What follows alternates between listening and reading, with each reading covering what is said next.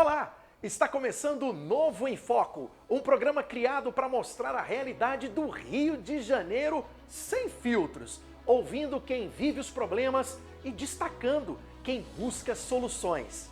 Porque acreditamos que da indignação nasce a transformação. E a transformação começa quando a informação encontra a ação. E começamos com um dos quadros mais importantes do nosso programa. Aqui, os nossos pré-candidatos estarão nas ruas dos municípios fluminenses, mostrando de perto os desafios enfrentados pela população. Saúde, educação, segurança, mobilidade e tudo aquilo que importa diretamente a vida das pessoas. Está no ar o quadro A Voz das Ruas. Acorda, Rio de Janeiro. Tá vendo ali? Olha, não dá nem para eu chegar, tá?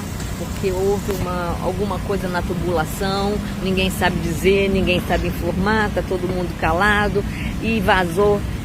Espero que água, porque não dá para chegar perto. Olha o estado aqui da lagoa. Tá vendo? O policial não sabe, a prefeitura não sabe. Aqui é o quintal do rio, na lagoa. Olha o estado que está isso aqui. Olha, isso é porque não existe manutenção, porque se existisse manutenção isso não aconteceria. O Rio de Janeiro, se todo mundo der descarga, ao mesmo tempo explode. E não vai ser bonita a explosão, né? Olha isso, olha isso, olha isso. Acorda, Rio de Janeiro, fora Eduardo Paes, fora Lula, larga a gente. Agora, vamos acompanhar quem já está trabalhando e representando milhões de brasileiros nos parlamentos. Olha, projetos, fiscalizações, votações e iniciativas que fazem a diferença na vida da população. Está começando o nosso Giro de Mandatários. Se isso não é terror, o que é terror? Recentemente, o diretor-geral da Polícia Federal deu uma entrevista à Rede Globo de televisão, mais especificamente para o filho da Miriam Leitão. O governo americano em classificar as nossas organizações criminosas como um equívoco grosseiro. E aí faço a seguinte pergunta: quantas barricadas tem em Brasília? Nenhuma. Nenhuma. Sabe quantas barricadas tem no Rio de Janeiro? 13.604 barricadas, concentradas na cidade de São João de Meriti, Duque de Caxias, São Gonçalo, Rio de Janeiro. Esse é um equívoco grosseiro. Eu vou trazer números aqui que muitos brasileiros vão se espantar, mas vocês podem procurar aí na internet, no Google. 12 mil cidadãos brasileiros foram mortos no Rio de Janeiro nos últimos 3 anos, devido a mortes violentas ligadas direta ou indiretamente com o tráfico, com milícia, com terror. Sabe quantos civis morreram na guerra da Ucrânia e da Rússia nos últimos 3 anos? 7 mil.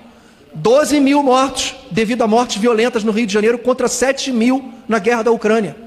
Sabe quantos brasileiros morreram nos últimos 3 anos devido a mortes violentas ligadas ao tráfico de drogas? 130 mil. Sabe quantas pessoas civis morreram na guerra Israel-Hamas nos últimos 3 anos? 50 mil. Se isso não é terror, o que é terror? A negligência do governo federal com o Rio de Janeiro. Aí os deputados vão falar aqui: mas o governo do Rio de Janeiro é PL. Seja o que for, é um estado semi-independente dentro da nossa nação brasileira. Lembrando que em 1995, eu tinha 18 anos, torcedores do Santos, quando foram assistir a final contra o Botafogo no Maracanã, se perderam e foram assassinados na Vila do João. 1995. Ano passado, um turista argentino, subindo no Cristo Redentor, se perdeu, entrou no Morro dos Prazeres, levou um tiro na cabeça. Ano passado, a Diele, turista de Jundiaí, se perdeu em Vargem Pequena, dentro de um Uber, entrou na comunidade do Fontelli, ali em Vargem Pequena, assassinada. Olha, enquanto a gente não mudar o governo que rege esse país, a gente vai continuar tendo mais pessoas sendo assassinadas dentro do Brasil do que em qualquer outra guerra. Eu peço mais 30 segundos e eu encerro. E o mesmo diretor-geral da Polícia Federal na entrevista, Tony, mais 30 eu encerro, ele disse o seguinte: essa classificação do governo norte-americano não vai mudar a nossa política pública de enfrentamento ao crime organizado. Quer dizer, nada vai mudar. E na mesma entrevista ele fala o seguinte: terrorismo, tem movimento, tem iniciativa, né? Devido à ideologia, à religião. Eu posso arriscar que no Brasil, com mais de 90% dos presidiários votando no PT, estão registrados nas urnas do TSE, naquelas localidades. Vocês podem buscar à vontade na internet. Olha, eu não posso afirmar, mas quando você tem 90% dos presos votando num determinado partido, e esse partido gastando tanta energia em não classificar essas organizações como o PCC e o Comando Vermelho como terrorista, olha, eu posso arriscar e eu fico em dúvida. Será que não é uma iniciativa ou uma movimentação política criminosa no nosso país? Obrigado, presidente Antônio. O Rio de Janeiro é formado por 92 municípios e cada um tem os seus desafios e suas histórias. Neste quadro, vamos fazer uma viagem rápida pelo estado para mostrar o que está acontecendo em diversas regiões. Vamos agora apresentar o novo nos municípios. Hoje estou aqui na feirinha de Teresópolis para ouvir você, cidadão teresopolitano, porque aqui o povo tem voz. Estou aqui com a dona Zina, feirante, que vende produtos artesanais. Uma pergunta: o que a senhora faria para melhorar a feirinha de Teresópolis? Olha, uma coisa que a gente precisa muito aqui, não na feira toda, mas em parte da feira, é melhorar o piso, porque aqui quando chove, meu irmão, passa a enxurrada aqui que cobre o tornozelo da gente. A água ficou toda aqui no meio. Depois, aqui, quando chove, eu tenho duas cadeiras, eu tenho que sentar na cadeira e botar o pé em cima da outra.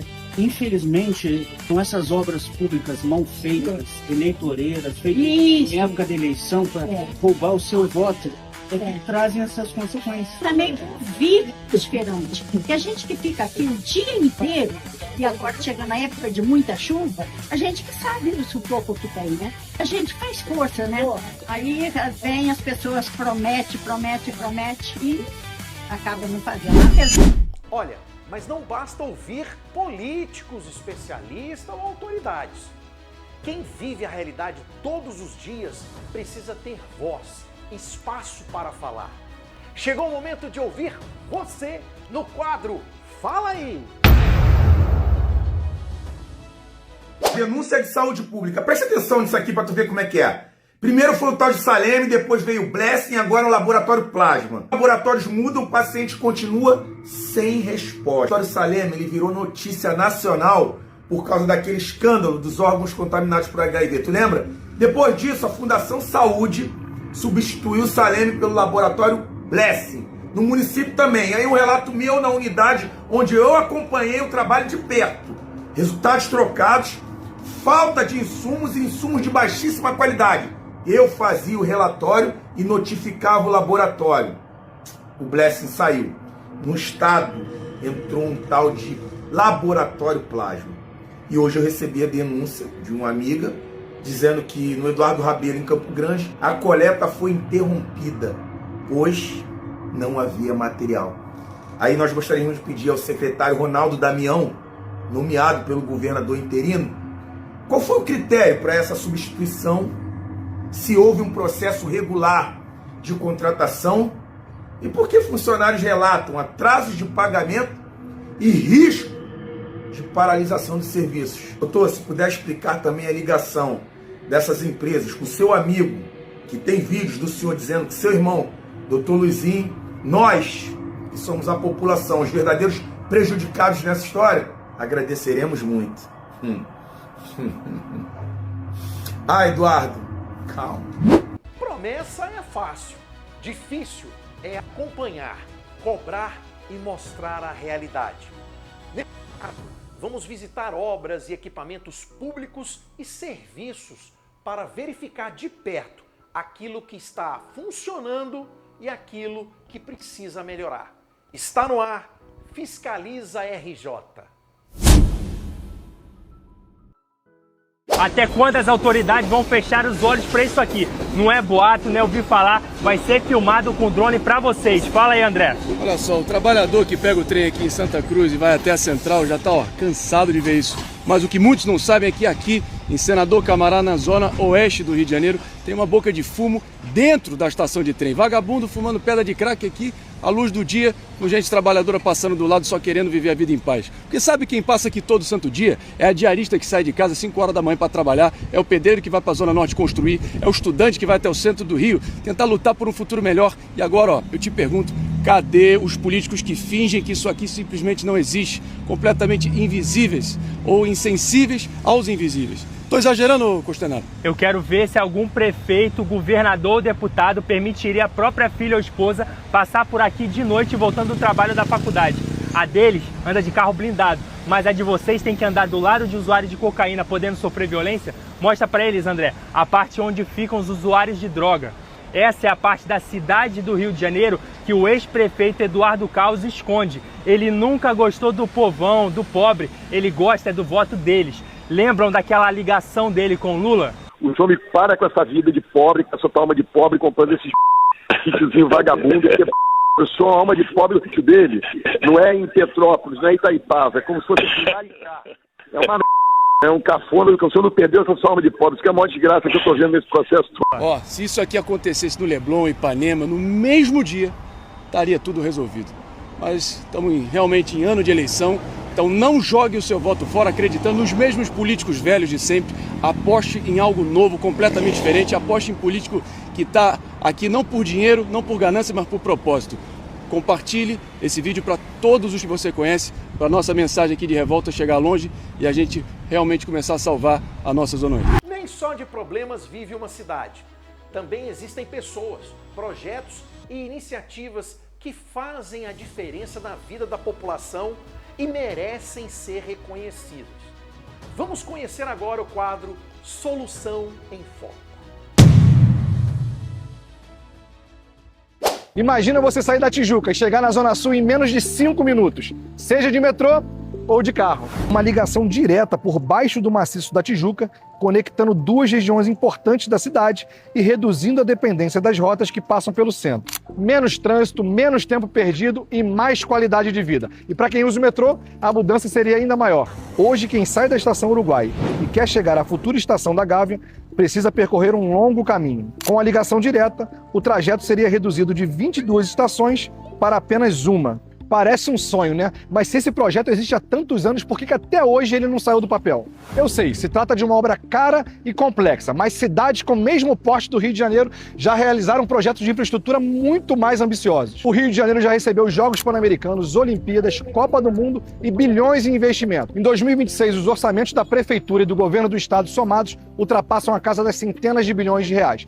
Dinheiro existe, o que falta é prioridade. Nos últimos meses, o governador interino do Rio de Janeiro promoveu cortes em milhares de cargos comissionados, com expectativa de economia anual superior a 100 milhões de reais. Isso mostra que existe espaço para reduzir desperdícios e direcionar recursos para obras que realmente vão transformar a vida da população. Mas a pergunta que fica é, quantos projetos como o da Linha Verde poderiam sair do papel se houvesse menos desperdício, menos privilégios e foco no que realmente importa para a população? Porque o Rio não precisa de mais arrecadação, precisa de mais resultado. Agora... E para encerrar o programa, vamos conferir os principais eventos, encontros e atividades da próxima semana. Está começando a nossa Agenda do Novo. E assim, chegamos ao fim de mais uma edição do Novo em Foco. Obrigado pela sua audiência, pela sua participação e por acreditar que a mudança acontece quando cidadãos comuns decidem fazer a diferença. Eu sou Rodrigo Multimídia e estarei com você em cada edição, mostrando a realidade, ouvindo as pessoas e buscando soluções para o nosso estado. Porque aqui a informação não termina na notícia e da indignação nasce a transformação. Até a próxima edição.